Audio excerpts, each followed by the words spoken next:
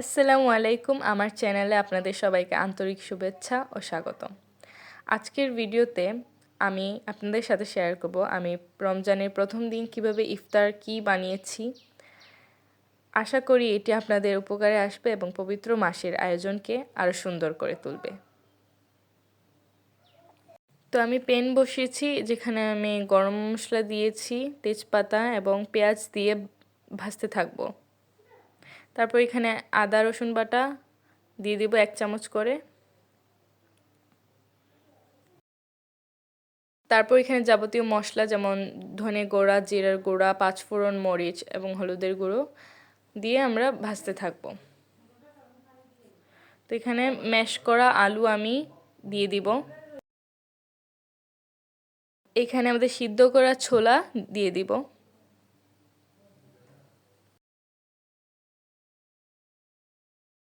এইভাবে ভাজতে থাকবো, একটু পর আমরা ঢাকনা দিয়ে ঢেকে দেব। ছোলা ভাজা শেষ হয়ে গেলে উপর দিয়ে আমরা দিয়ে দিব ধনে পাতা, একটা ফ্লেভারের জন্য। তারপর সার্ভিং করে ফেলবো।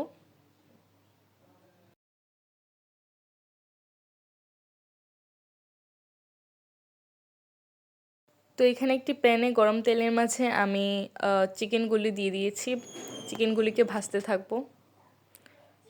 তারপর ওই তেলের মাঝেই আমরা পেঁয়াজ কুচি দিয়ে দিব, পেঁয়াজটাকে ভাজতে থাকবো। তারপর এখানে 1 চামচ আদা বাটা ও 1 চামচ রসুন বাটা দিয়ে দিব, আবার ভাজতে থাকবো।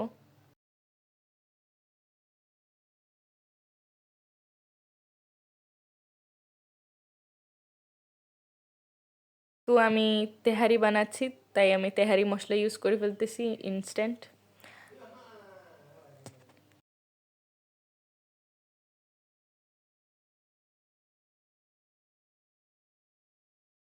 তেহারি আমার মতো কার কার ভালো লাগে প্লিজ কমেন্ট করে জানাবেন।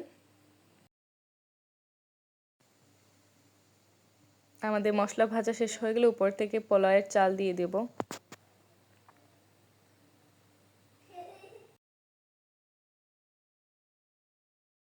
চালের সাথে ভাজতে থাকবো। তারপর উপর দিয়ে আমরা গাজর কুচি দিয়ে দেব, কিউব করে রাখা গাজর।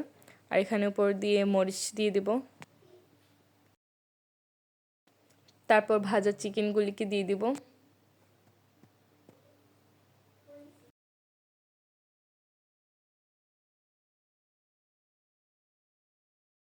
এখানে পরিমাণ মতো লবণ দিয়ে দিলাম।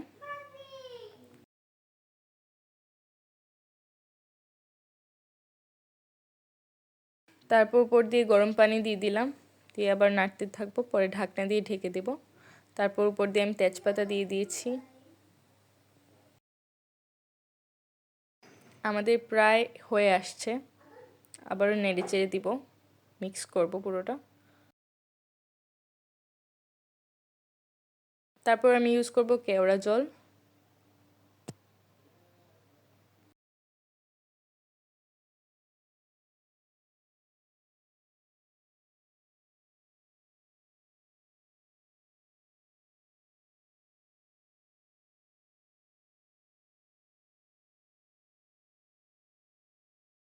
আমার কিন্তু এটা দেখে জিভে জল এসে গেছে।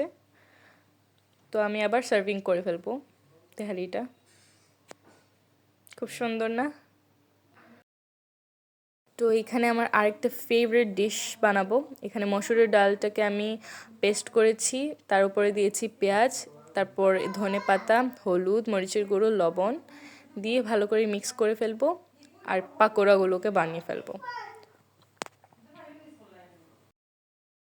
এটা হচ্ছে মসুরের ডালের পাকোড়া, খেতে কিন্তু দারুণ হয়।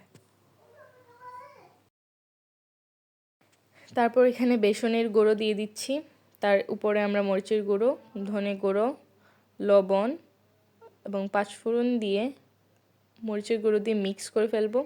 তারপর আমাদের বেগুনিটাকে ভাজতে থাকবো।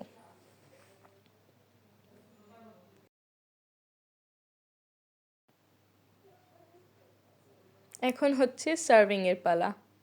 সার্ভিং করতে করতে আমার মাঝে দিয়ে একটা পাকোড়া পড়ে গেছে, থাক। তো এইখানে আশা করি সবার আমার এই রমাদানের ভিডিওটি ভালো লেগেছে। ভালো লেগে থাকলে অবশ্যই লাইক করবেন এবং সাবস্ক্রাইব করে পাশে থাকবেন। আল্লাহ হাফিজ।